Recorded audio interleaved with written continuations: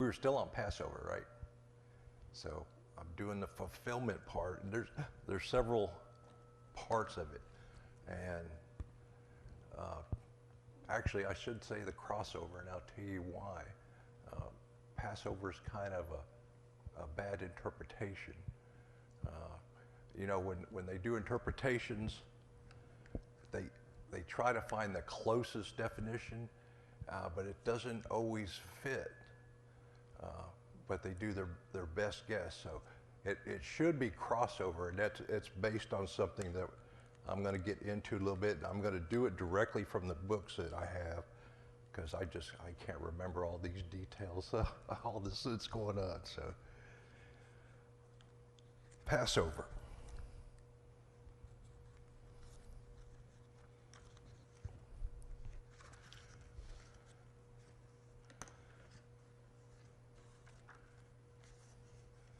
Or Pesach.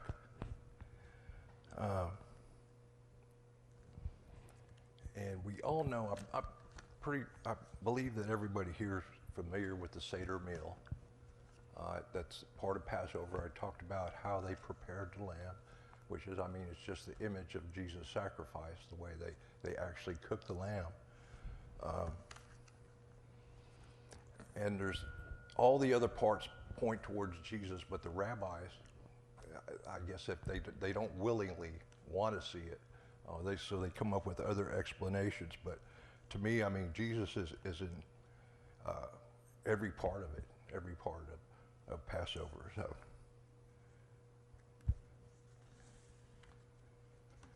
and what I want to do a little bit, and that's part of it, Pesach.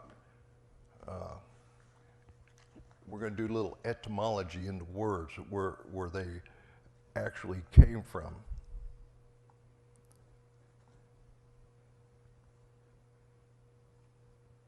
Okay.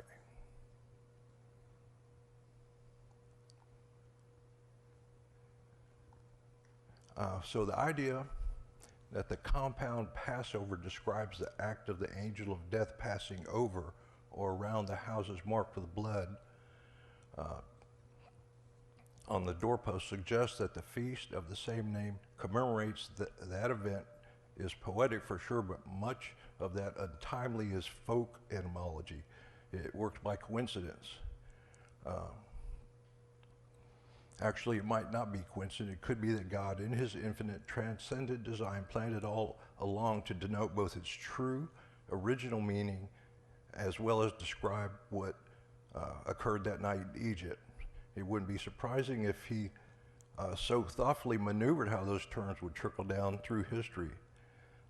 But it does say here, when you read Exodus 12:13, it specifically says, God says, I will pass over you.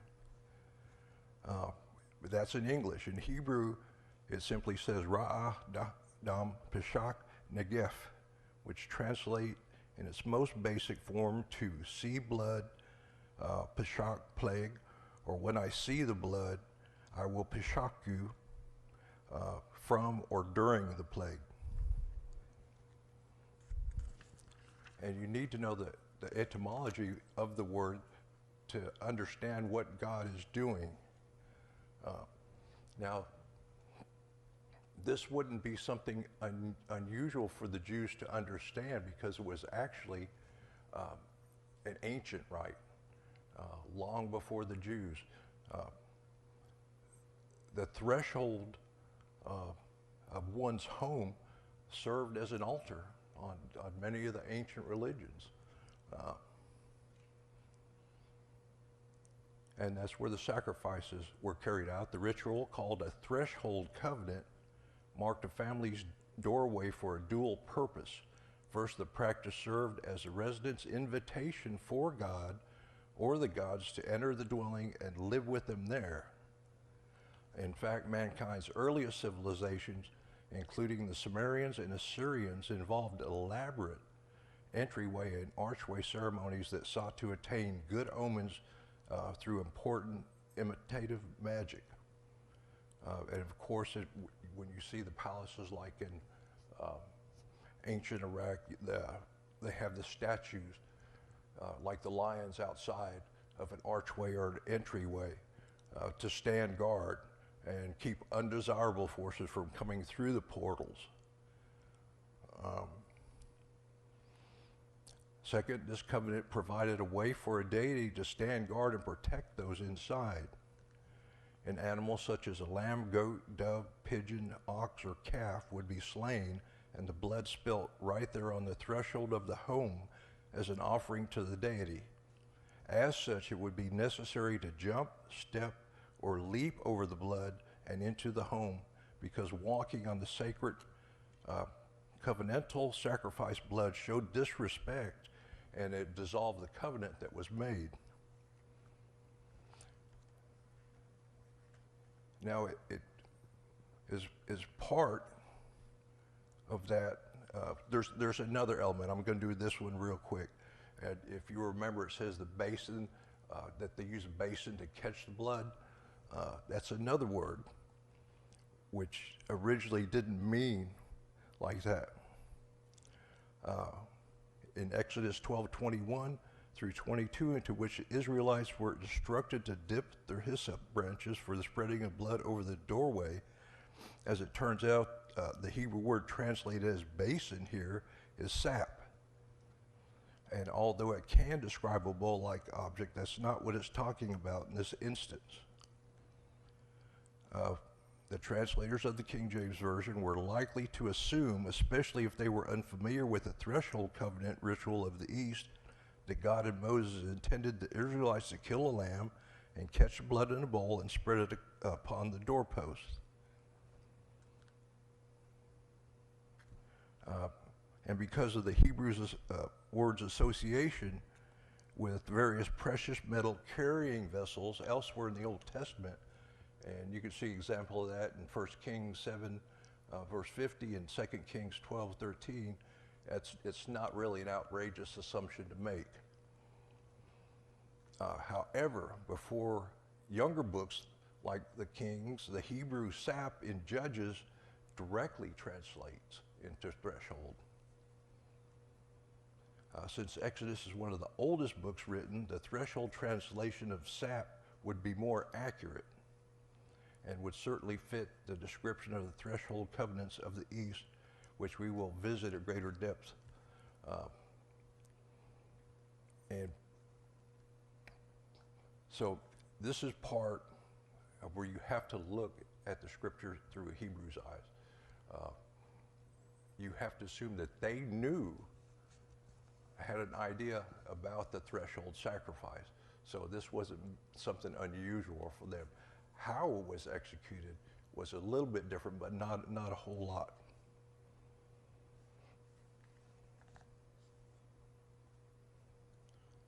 So rather than collecting blood in a bowl and spreading it with a branch, what is most likely being talked about in Exodus 12:21 and 22 is the animal being slain right on the doorstep and the blood flowing freely about the walkway. From there, the Israelite would dip the hyssop branch into the spilled blood and spread it up and over two side posts and lintel. Certainly over time, sap came to mean basin or bowl in the context of Passover, and that has been the assumed interpretation since.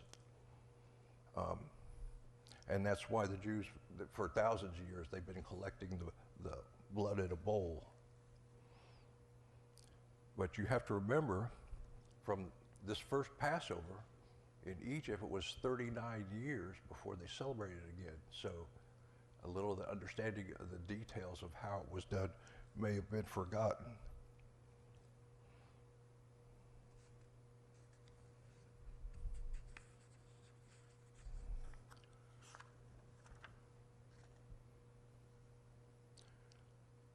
Okay, I just did a little sidestep on basin or bowl. And now back to Pesach. Dr. Richard Booker, founder of the Institute for Hebraic Christian Studies and author of Celebrating Jesus in the Biblical Feast, acknowledges this historical threshold connection, explaining that Pesach before the Exodus meant to come under the protection of a deity by crossing over, jumping over, stepping over, or leaping over the threshold. And into the protection of a home sprinkled with the animal's blood. And this is another book that I happened to get. Henry Clay Trumbull wrote this, and it's the whole book is talks about the origins of the threshold covenant and how it was executed and what it meant.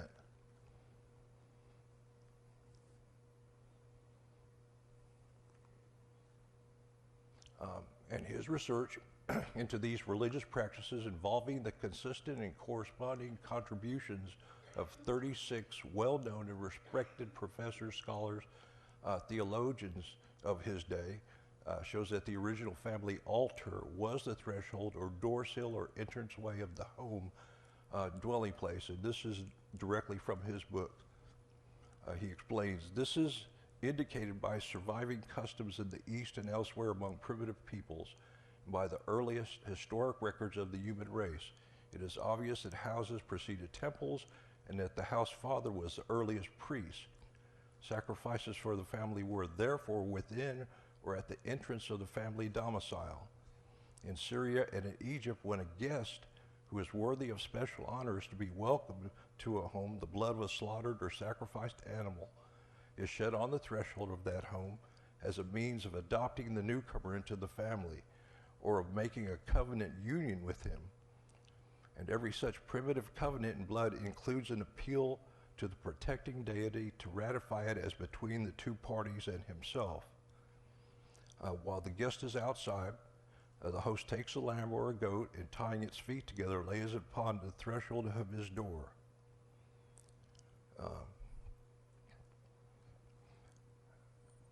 Then he goes on to say that the host retains his position until all the blood has flowed from the body upon the threshold. Then the lamb is removed and the guest steps over the blood across the threshold, and in this act he becomes, as it were, a member of the family by the threshold covenant.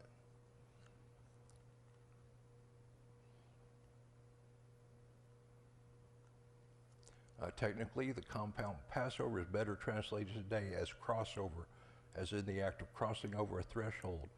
It never meant to avoid or float by as we imagine when we think of the angel of death. It's actually quite the opposite. Pesach, in the context of the intended purpose of a threshold covenant ritual, meant to invite in or to enter in the deity's acceptance of the human's appeal to the deity. As Trumbull explained, this rite was even observed between two people with the invisible deity in the middle of them as a witness to the covenant. And he gives details of some of the specific how it was executed before, not specifically for that, but as a general term. It says, as some scholars and theologians even acknowledge that in the ancient East, kings would travel throughout their land with their armies and advisors interacting with the people from door to door. Kings would do this for several purposes, such as to gain further support from nobility, to ensure that their laws were being carried out, or to personally deliver important changes to the law. However, if that had been all these kings were attempting to do, most of that could have been tended to in the king's courts or via town criers and messengers. One central reason the kings would directly lead a march from castle grounds was to weed out their enemies.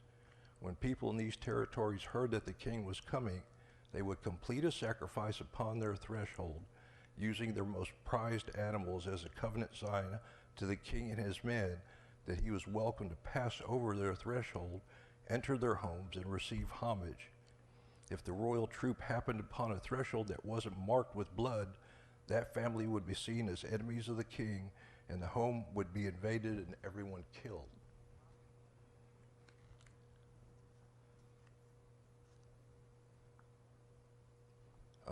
Although variations of this custom are still practiced in some parts of the Middle East, over the years, the veracity of the threshold covenant's history would be greatly blurred into oblivion in the West, even though there are quite a few traditions we still perform despite not knowing why. And that's part of why the translators probably got it wrong, because a lot of them weren't aware of the ancient rite of the threshold covenant. One that we still do today in the USA is carrying the bride over the threshold. You're not supposed to step on the threshold, but guys know that. We don't know why we do that, but you're supposed to step over it. Not you can't step on it because that nullifies the covenant then.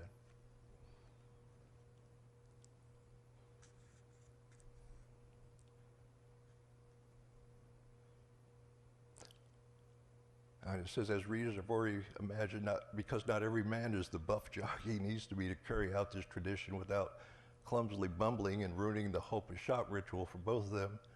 Some cultures switched to seating the bride in a chair that was carried over by the groom and several others. And this is actually carried on by some tribes in West Africa, even today. Because of its association with the altar, some countries traded the blood for fire, which in accordance with not burning one's house down actually meant a red hot blade or a few coals from the fire were placed at the door for a brief time. And the Romans somehow used a torch. This is how we arrive at some of the earlier Eastern ceremonies in which brides are carried over smoke. Of course, over time, eventually the bride's grooms and adopted family members' contractual agreements and so on would extend the right to involving blood above the door, not just where a foot can tread, as a way of coming under the covenant. And that's probably why the Israelites did a little different, that they put the blood on lentils, so they would, joining in covenant with the Lord and passing under that, being under the protection of the covenant. So basically what it's saying is, when they had to sacrifice, they were making a covenant with God and asking him into the house. Not that the death angel would just pass over, but God would tell him, no, not this house, in each instance, because he had a covenant relationship.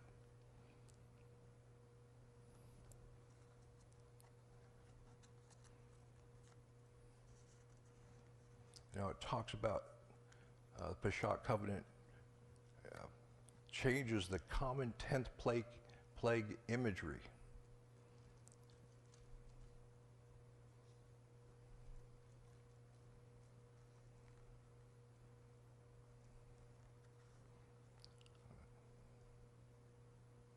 Okay.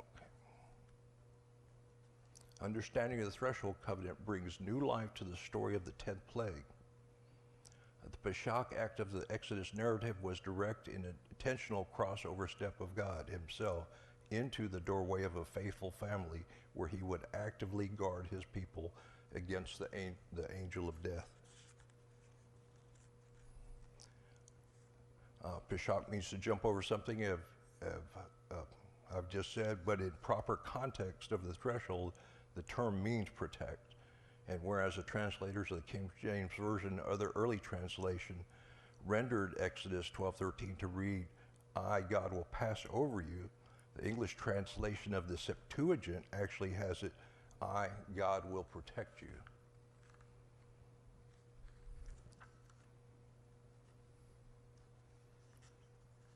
Now, Jesus' role in the fulfillment of the Passover.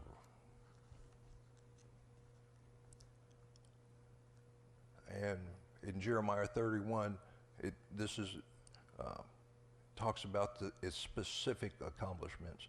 And it's Jeremiah 31, verses 31 through 34. It reads, Behold, the days come, saith the Lord, that I will make a new covenant with the house of Israel and with the house of Judah, not according to the covenant I made with their fathers in the day I took them by the hand to bring them out of the land of Egypt.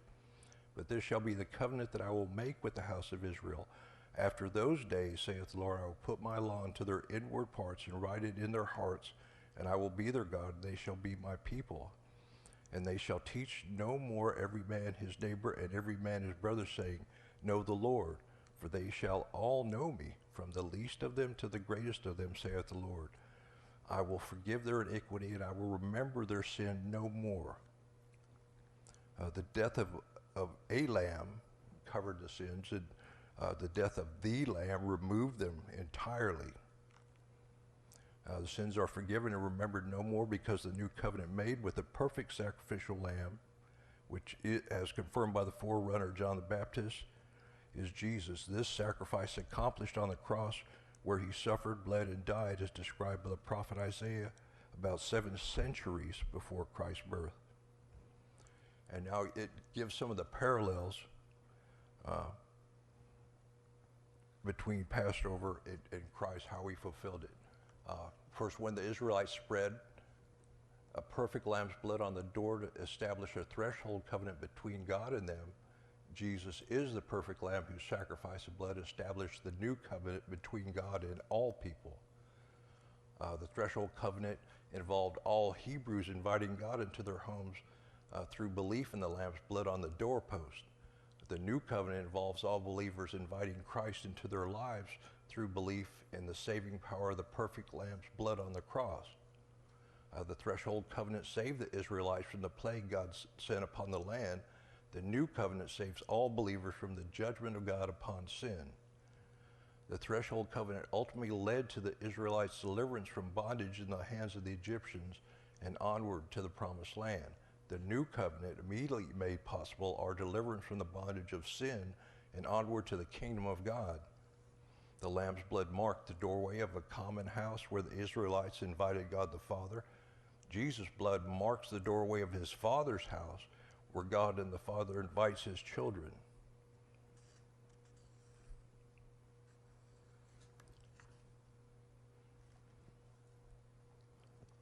So far, so good. Anybody got any questions on that? I know it's a lot to think about, but it's one of the reasons why we should know what these festivals represents, because it's definitely a prophetic. It shows you prophecies yet to come, prophecies that have been fulfilled. So these feasts, the symbolism can be filled more than one time, and I'll get into that, especially when we get to Pentecost. They can be filled more than once, and some theologians believe they will be fulfilled again during the tribulation and at the end of the tribulation. But again, that's down the road. I don't want to throw out too much stuff there because I start getting lost.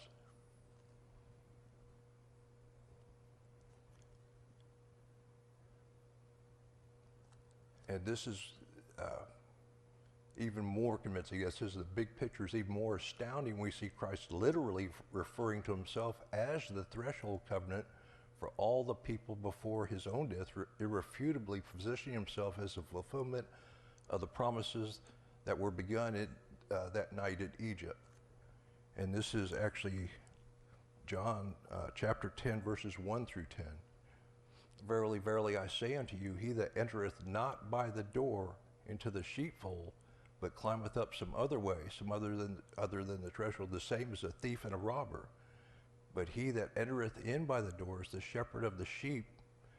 To him the porter openeth, and the sheep hear his voice, and he calleth his sheep by name, and leadeth them out. And when he putteth forth his own sheep, he goeth before them, and the sheep follow him, for they know his voice. And a stranger they will not follow, but will flee from him, for they know not the voice of strangers. This parable spake Jesus unto them, but they understood not what things they were which he spake unto them. Then said Jesus unto them again, Verily, verily, I say unto you, I am the door of the sheep. All that ever came before me are thieves and robbers. And that's because they didn't establish a threshold covenant, but the sheep did not hear them. I am the door. By me, if any man enter in, he shall be saved, and I shall go in and out and find pasture. The thief cometh not but for to steal and to kill and to destroy. I am come that they might have life, that they might have it more abundantly. I am the good shepherd. The good shepherd giveth his life for the sheep. So it makes even more sense to me now as far as a threshold covenant that he says that. He repeats again that he is the door. So by accepting him, he has accepted our sacrifice, and we're in covenant with him. Jesus not only fulfilled the Pesach for us to enter his Father's house, he was the threshold, the doorway upon which the Pesach occurred. It doesn't get any more poetic and sweeter than that. A couple chapters later in John, Jesus makes sure his parallel has been received, saying for ultimate clarification, I am the way, the truth, and the life. No man cometh unto the Father or into his eternal dwelling, but by me, as the threshold covenant.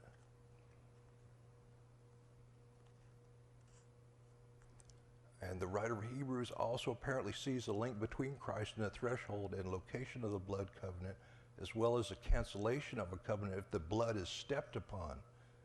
And that's out of Hebrews chapter 10, verses 26 through 29. And that reads, for if we sin willfully, after we have received the knowledge of the truth, there remaineth no more sacrifice for sins. He that despised Moses' law died without mercy under 2 or 3 witnesses.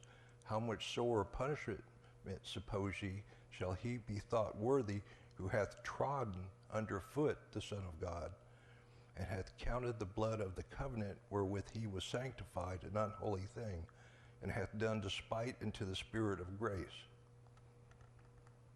Further, Jesus told his disciples on the night he was betrayed, and this is from Luke 22, verse 15 and 16, with desire I desire to eat this Passover with you before I suffer, for I say unto you, I will not any more eat thereof until the Pesach be fulfilled in the kingdom of God, which was later accomplished through his sacrifice. So you've got a date up there for Passover, but Passover is not one time. It's not when they put the blood on the door. It's also other times, but it's... That's why when you have the Feast of Unleavened Bread, that, along with specifically Passover, is just known as Passover. It's all together. It's called Passover, but like up there, it looks like you only have Passover one time. Yes, it is that specific day. But then right away, you go into the Feast of Unleavened Bread. It'd be the day right after. It begins that. Okay, so Passover was when they put the blood on the door Yes. to keep the children safe, the babies safe. Yeah, the firstborn, yes. And then Passover, it's not the same. It's like a memorial.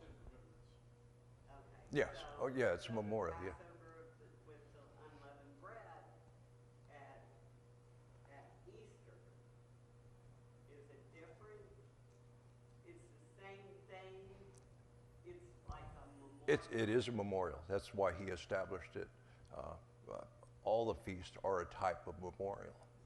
Okay. Yep. Okay. Warren, did you? Wanted to understand. Oh, yes. It's always 8 days. It's always 8 days.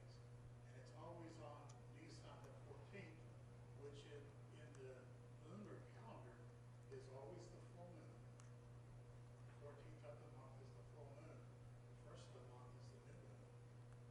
So it's that plus 7 more days. The 14th is Passover. The actual Passover, the angel passing over, actually occurred on the 15th, the first day of unleavened bread. Yes.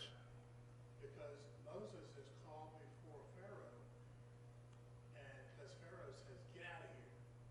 And they left on the 15th. The Jews left on the 15th. Right. But that whole 8 days is called Passover Yes. celebration. Yes. But there is a specific day, that's the day they killed the lamb. That's the day Jesus was sacrificed. Right. That's memorial of that day in Egypt when they were told to leave. That's a memorial for that. But from all these other examples, it's just a representation of what Jesus did on the cross. Also, it's a blood covenant, the spilling of his blood. That's why they have these comparisons of how Jesus fulfilled these various things. So. When you look at it, what is really impressive to me anyway, when you go to Exodus and in Leviticus, it talks about on the 10th day of Nisan, you'll select the lamb. And then you learn that it was the 10th day of Nisan that Jesus presented himself to the people of Jerusalem. And then the lamb was slain on the 14th. Jesus was slain on the 14th. And then he was resurrected on the 17th. And the 17th is significant because you're talking about the first fruits, the festival of first fruits. So these three festivals, Passover, unleavened bread, and first fruits, they all go right together, and they're referred to as the spring feast. And of course, as John goes deeper into it, you'll see there's fall feast too, and then I guess it's the weeks that's in the middle there. See, one of the reasons why I wanted to get it straight, because Renee was questioning me the other, at Easter. And she said, well, I thought Passover was in the Old Testament. Why is it at Easter also? The word Easter does not appear in the original text at all. The word that's translated in King James, and King James is the only text that has the word Easter. The word there is Passover. Okay. Yeah. Because I told her I'd find out. It was mistranslated into King James. Yes, yes, it was. And it's not really what we think it means. It's God protecting us. It's we're invited into His kingdom through Christ, through His sacrifice. And that's where the symbolism comes in.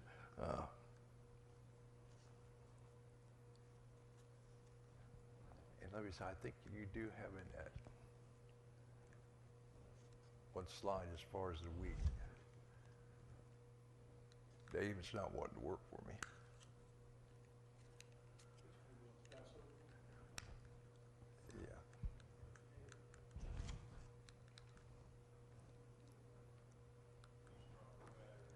Yeah. Yeah, probably. Yeah, this is the one time I didn't change it out, so.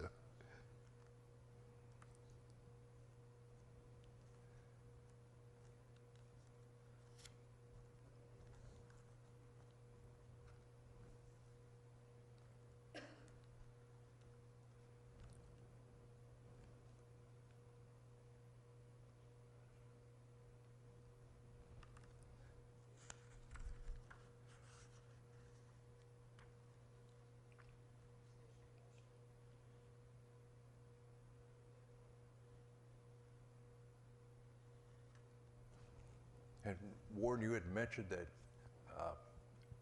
according to the lunar calendar, and that's why, and I talked a little bit about it, why we see a difference in the synoptic gospels and the Gospel of John, why they have, it appears to be different dates. That Jesus was actually celebrating the Seder before everybody else was. And, yeah, he was doing it the day before. Yes.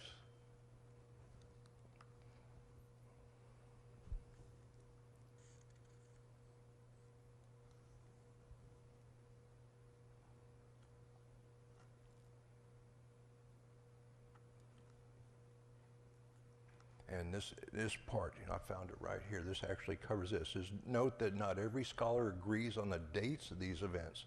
Some state that the Last Supper Jesus shared with his disciples was a true Passover Seder,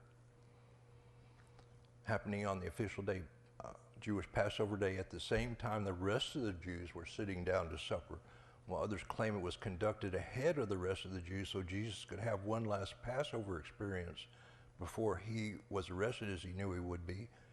Theories abound as to what day of the week on Jesus was crucified, and there are arguments for a number of different possibilities. This is all in addition to the fact that the Gospel of John mentions the urgency of taking the bodies down from the cross because it was a Sabbath day, and that's John 19:31, which leads to numerous interpretations as to whether it was a literal or symbolic Sabbath day. This discrepancy is no doubt related to the heated discussions between the Pharisees and the Sadducees regarding whether the holy day of unleavened bread would be considered the real Sabbath day of Passover week. Likewise, the years in question, as most sources are willing to agree that Jesus went to the cross in either AD 30 or 33.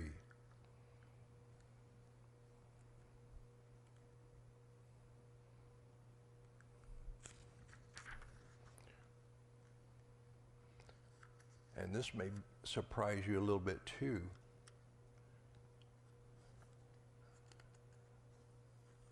Okay, it asks here, so was Jesus' last meal, the meal he called a Passover meal, a real Seder or not? And that's in Luke 22:15.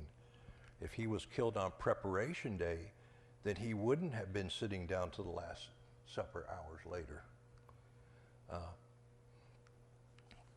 If you're familiar stuff with the four Gospels, you will have already likely stumbled onto what we're about to dissect, and perhaps you've even wondered about the apparent discrepancy between what the Synoptic Gospels say and what the Gospel of John says. The Bible seems to give two different days of Christ's death. Mark 14:12 appears to force the interpretation that Jesus' Last Supper was an official Seder. The quote is from that, and the first day of unleavened bread, when they killed the Passover, his disciples said unto him, where wilt thou that we go and prepare that thou mayest eat the Passover? At first glance, it looks like a clear description of 14 Nisan during the hours when the lambs were slaughtered, which presses the idea that the Lord would not have sat to his meal with the disciples at dinner time, sundown, the moment of 15 Nisan began. But as we turn to John 19:14, we read about a moment in what can only refer to early 14 Nisan preparation day, when Jesus had already been arrested and is now standing before Pilate, soon to be crucified. And it was the preparation of Passover, 14 Nisan, at about the 6th hour, noon or midday in the Hebrew time. And he, Pilate, saith unto the Jews, behold your king. Both Mark and John look as if they're talking about events occurring on early 14 Nisan. However, Mark shows Jesus prior to his arrest preparing for a peaceful meal just after having been anointed with expensive perfumes in Bethany. John places him in Pilate's presence well after his arrest, flogged, beaten, slapped, taunted, crowned with thorns, and dressed in a mock royalty robe of purple and bleeding from head to toe, all while the crowd stands by demanding crucify him. Jesus, because it could certainly have been two places at once, but that obviously is not the case here. A few verses later in John, reference to preparation day, 14 Nisan, is quite clearly noted. This time it's after Jesus has died. When Jesus therefore had received the vinegar, he said, it is finished, and he bowed his head and gave up the ghost. The Jews, therefore, because it was the preparation that the body should not remain upon the cross on the Sabbath day, for that Sabbath day was a high day, besought Pilate that their legs might be broken, they might be taken away. Just when you think we might start to think we've discovered a biblical discrepancy or contradiction, just when you're getting to the impression that Jesus died on 14 Nisan in John, but on 15 Nisan in Mark, Mark suddenly delivers this gem over in 15:39 through 43, and he says, and when the centurion which stood over against him saw that he so cried out and gave up the ghost, he said, truly this man was the Son of God. There were also women looking on afar off, among whom was Mary Magdalene, and Mary the mother of James the Less, and of Joses and Salome. Also when he was Galilee, followed him and ministered unto him, and many other women which came up to him into Jerusalem.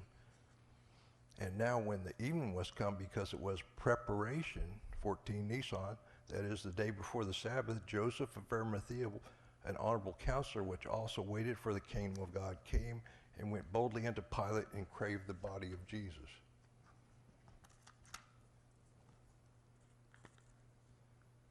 Now, it appears Mark describes Jesus both preparing for the Last Supper on preparation day, and that's Mark 14:12, as well as already being dead on preparation day. In Mark 15:42, when the word is clear that there was a whole night and day filled with rituals, sentencing, beatings, mockeries, bleeding, and hanging on the cross between the Last Supper and Christ's death. Further, if John and the synoptics don't agree with each other, and Mark doesn't even agree with itself, then why do all four Gospels agree that Jesus died? Well, it says here Friday, but that's not right, the day before the Sabbath.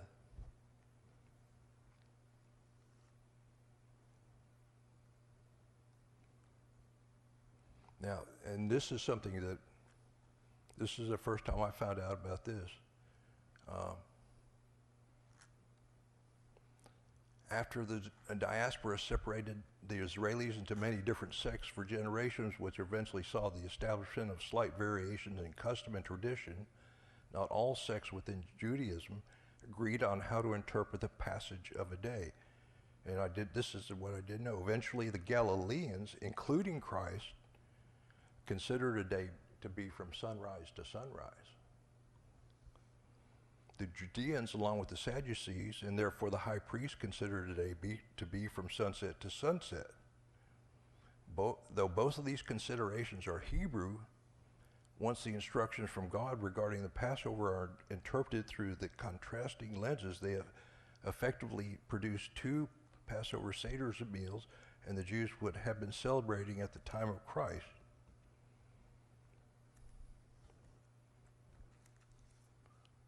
And it goes on to say, using AD 33 as an example, for the Galileans, 14 Nisan started at 6 in the morning. It says on Thursday, but I believe that it would actually be Wednesday, April 2nd, and ended at 6 in the morning on Friday, April 3rd. However, because the Galileans' evening at the end of 14 Nisan was on April 2nd, they would have celebrated their Passover Seder would be Thursday night, and their preparation and their Seder meal were both on the Galilean 14 Nisan.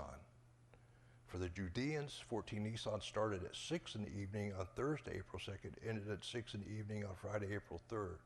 However, because the Judeans' evening at the end of 14 Nisan was April 3rd, they would have celebrated their Passover Seder Friday night, just as the low sun west in 15 Nisan. In this, their preparation was on 14 Nisan, and their Seder meal was on the first moments of 15 Nisan. Now, I agree with their timing, but it's not Thursday or Friday. It's more like Wednesday and Thursday. So,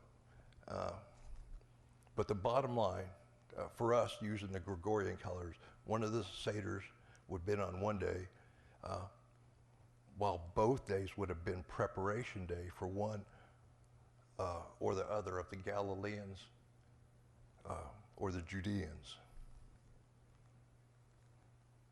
So there actually isn't a discrepancy. It just depends on which calendar you are looking at, and whether you're a Galilean or a Judean when your day started and ended. But I didn't know the Galileans that they actually believed it was from sunrise to sunrise.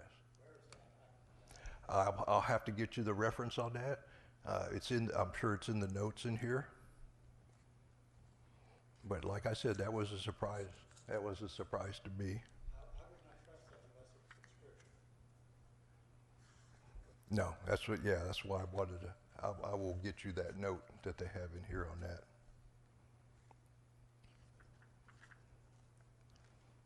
But the whole basis of this is our understanding of Passover. What it actually was, it's actually the representation of the blood covenant on the altar of the doorway. One of the keys in understanding why it's not Friday is the book of Matthew.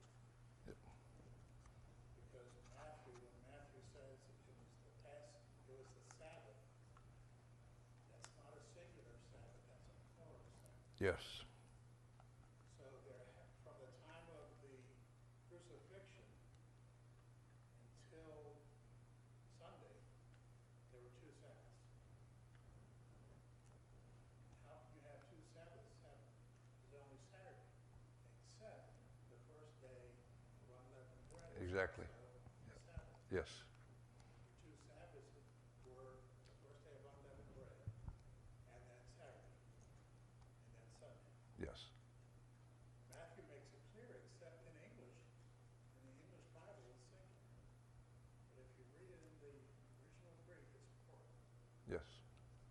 Yes, it is.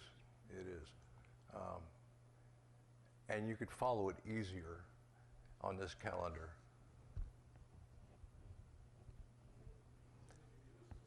And it does describe the two Sabbaths, unleavened bread, the high day, 15th Nisan, and Saturday the Sabbath, the 17th Nisan. And this is from our pal Chuck Missler, so.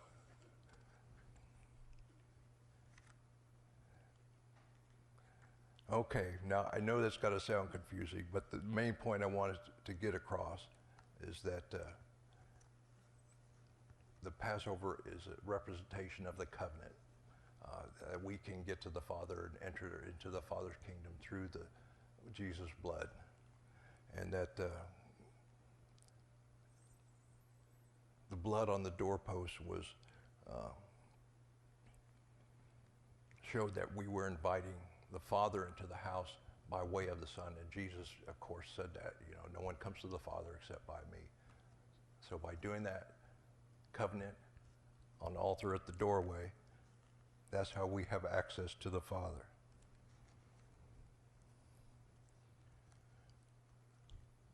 Okay. And I think that's going to do it for Passover. And I think I'm going to go ahead and stop there before I get into unleavened bread, because we wouldn't be able to get very far into that. Anybody have any questions?